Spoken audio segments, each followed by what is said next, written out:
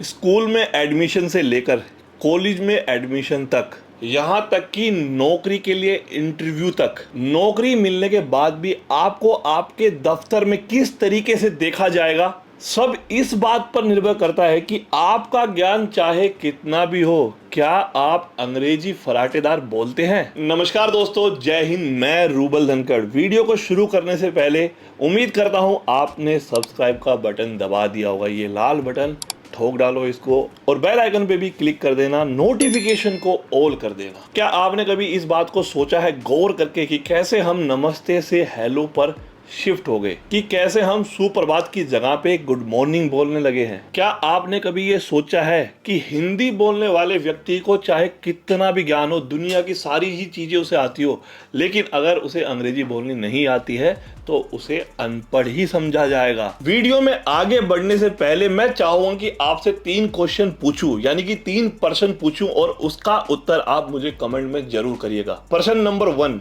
क्या अंग्रेजी एक भाषा है या ज्ञान है? क्या अंग्रेजी बोलने वाला ही ज्यादा समझदार होता है? प्रश्न नंबर 3, क्या अंग्रेज हमसे बेहतर है? क्या आपने कभी ये सोचा है कि जिन्होंने हम पर सालों सैकड़ों वर्षों तक राज किया, हमारे ऊपर जुल्म किए और हमें लूटा, देखा जाए तो मेंटली भी आज तक उनका ही कब्जा है हमारे ऊपर, क्योंकि हम उन्हीं की तरह दिखना चाहते हैं, उन्हीं की तरह बोलना चाहते हैं, यहाँ तक कि उन्हीं की तरह सोचना भी चाहते हैं। मुझे ना आपके लिए एक स्पेशल मूवी याद आती है, मनोज कुमार की, पूरब और पश्चिम। इस मूवी को देखने के बाद ही आपको ये फर्क समझ में आएगा हम में और वेस्टर्न कल्चर में, कैसे हम बेहतर हैं। ये आपको ये मूवी बहुत अच्छी तरीके से समझा सकती है। तो मैं आपको एक आसान भाषा में एक एग्जांपल देता हूँ, अपने से लेके चलूंगा। शायद मैं आपको बोल दूं तो आप बुरा ना मानिए।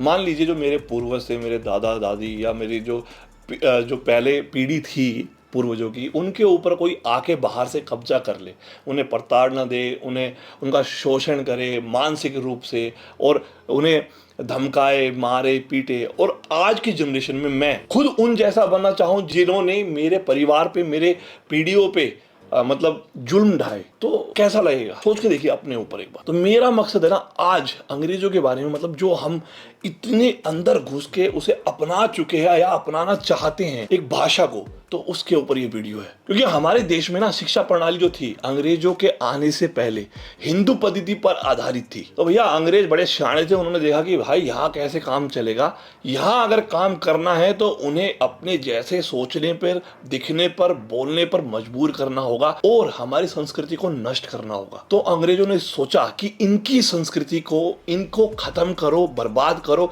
और अपनी संस्कृति, अपनी अंग्रेजी इनके ऊपर थोप दो। फिर ऐसा करने के लिए जो अंग्रेजों ने इसकी जिम्मेदारी दी मैकॉले को, उस टाइम पे लॉर्ड मैकॉले उनको कहा जाता था, वो अधिकारी थे, एक अंग्रेजी अधिकारी। ये वही मैकॉले है जिन्होंने भारत में मिशनरी स्कूल की स्थापना की, जहां पे अंग्रेजी में पढ़ाया जाता था, और पढ़ाने वाले जो शिक्षक थे वो क्रिश्चियन थे, और उनकी खास बात ये थी, जो वो पढ़ाते थे ना, तो वो वेस्टर्न कल्चर को ज्यादा प्रमोट करते थे, एक मतलब हवा बनाते थे कि कैसे वो बेहतर है। 2 फरवरी 1835 मैकॉले ने अपना प्रसिद्ध स्मरण पत्र पेश किया, जिसे गवर्नर विलियम बेंटिक ने स्वीकार करते हुए अंग्रेजी शिक्षा अधिनियम 1835 पारित किया। इसी ने भारत में आधुनिक ब्रिटिश शिक्षा की नींव रखी। मैकॉले ने इसी के अंतर्गत डाउनवर्ड फिल्ट्रेशन थ्योरी का इस्तेमाल किया। इसका मतलब ये था कि जो भारत में ना अपर ग्रेड थी, मतलब उच्च वर्ग था, और एक मिडिल वर्ग था, यानी कि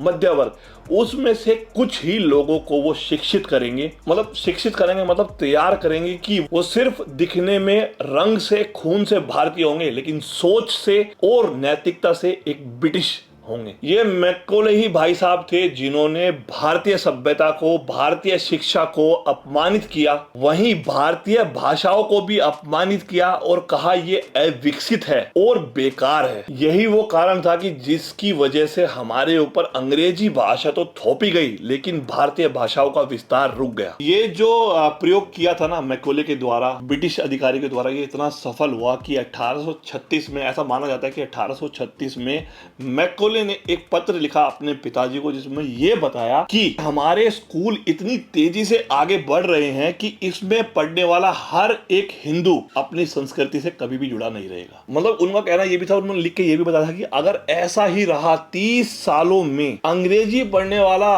हर एक हिंदू ना तो मूर्ति पूजा पर विश्वास करेगा, ना ही अपने धर्म पे विश्वास करेगा। आपने हाल ही में एक बहुत ही बड़ा उद्घाटन देखा होगा जो दिल्ली में हुआ हमारे प्रधानमंत्री नरेंद्र मोदी साहब के द्वारा। उन्होंने राजपथ का नाम बदलकर कर्तव्य पथ रख दिया और हमारी दिल्ली में आज भी बहुत सारी सड़कें उन्हीं लोगों के नाम है जिन्होंने भारत में कभी कब्जा किया, लूटा, यहाँ पे मारकाट मचाई, यहाँ पे शोषण किया, लेकिन आज भी बहुत सारी सड़कों के नाम अभी भी बाकी है। जो हमारा मतलब कल्चर रहा है ना, जो हमारा एजुकेशन सिस्टम रहा है ना, हमें आज़ादी के बाद भी इस तरीके से पढ़ाया गया है, मतलब कि जिसमें अंग्रेजों को और मुगलों को इस तरीके से हीरोइज्म दिखाया गया है कि उन्होंने यहाँ पे बहुत अच्छा काम किया। मतलब हमारे जो रियल फाइटर्स थे, जो हमारे हिंदू धर्म के होते, उन्हें तो हमें हमारे बताया ही नहीं गया है। ज़्यादातर उन्हीं के बारे में बात हुई है या उन्हें बड़ा चढ़ा के बताया, ग्लैमरस तरीके से पढ़ाया गया है। बच्चों तक ये इन्हें पहुंचाया है जिन्होंने हमारे देश को लूटा, मारा, खसोटा, यहाँ पे खून बहाया। वहीं मैं अपनी संस्कृति को प्यार करने वाले दूसरे देश का उदाहरण दूं तो अभी हाल ही में एक बहुत बड़ा इवेंट ऑर्गेनाइज हुआ था। आप जानते होंगे बीटीएस बैंड को,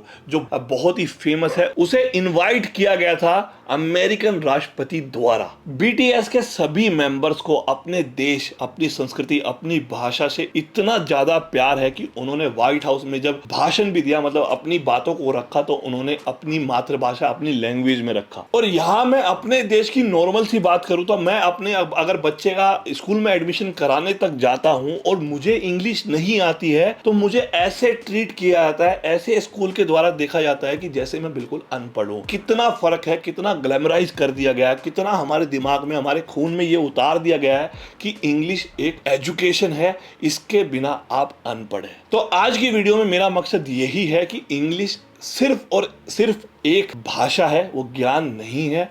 आप अपनी भाषा पे गर्व कर सकते हो, अपनी संस्कृति से प्यार कर सकते हो, और कैसे हमारी संस्कृति को दबाने की कोशिश की गई है।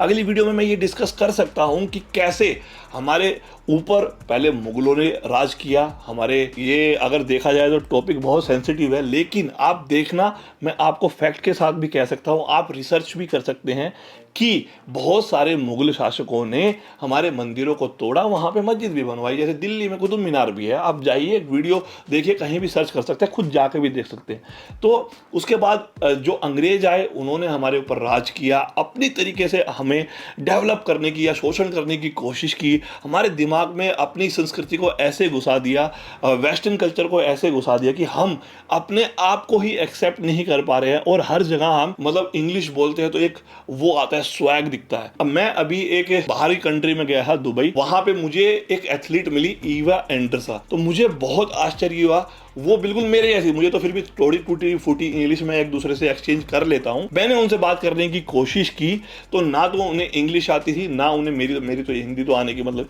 उन्हें सिर्फ अपनी लैंग्वेज आती थी और वो प्राउडली वहां पे थी। और वहीं अगर देखा जाए, मैंने अभी एक एथलीट है, आप पता होगा, नहीं पता तो आप सर्च कर लीजिए, वो वीडियो आप देख सकते हैं। तो मैंने वीडियो कवर की जब लैरी विल के साथ, तो मुझे तो नहीं आती है, मैं तो प्राउड से कहता हूँ मैं तो इंडियन हूँ, मुझे हिंदी अच्छी लगती है, वहां भी बोला मैंने। तो मैंने कोशिश की, उसकी बातों को मुझे समझ में आया जवाब देने की। तो हमारे ही लोग, अपने ही लोग नीचे कमेंट करते हैं और ऐसा समझते हैं जैसे मेरे को इंग्लिश नहीं आती तो हम अनपढ़ हैं। तो ये सोचने की बात है कि हम दूसरी संस्कृति को इतना प्रतिभाशाली क्यों समझ रहे हैं और अपने को इतना डाउनग्रेड क्यों करते हैं। तो आज की वीडियो में यही था।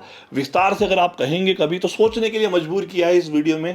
अगर आपको अच्छी लगी हो तो कमेंट डाउन करें, और मेरी बातों से अगर आप जस्टिफाई नहीं करते हो तो खुद भी रिसर्च कर सकते हैं। गूगल आपके हाथ में है, यूट्यूब आपके हाथ में है, मोबाइल आपके हाथ में, सर्च कीजिए और ये जो मैंने बताया है मैकॉले द्वारा ये साजिश रची गई थी, ये आपको मिल जाएगी। और वो लेटर जो उन्होंने अपने पिताजी को भी लिखा था वो भी आपको मिल जाएगा। तो आज की वीडियो में इतना ही। उम्मीद करता हूँ आपको वीडियो पसंद आई होगी। पसंद आई है तो इस नए चैनल को सपोर्ट दिखाओ, सब्सक्राइब करो, बेल आइकन पे क्लिक करो, नोटिफिकेशन को ऑल करो और प्राउड से बोलो यार हम भारतीय हैं, गर्व से भारतीय हैं। Love you all, take care, जय।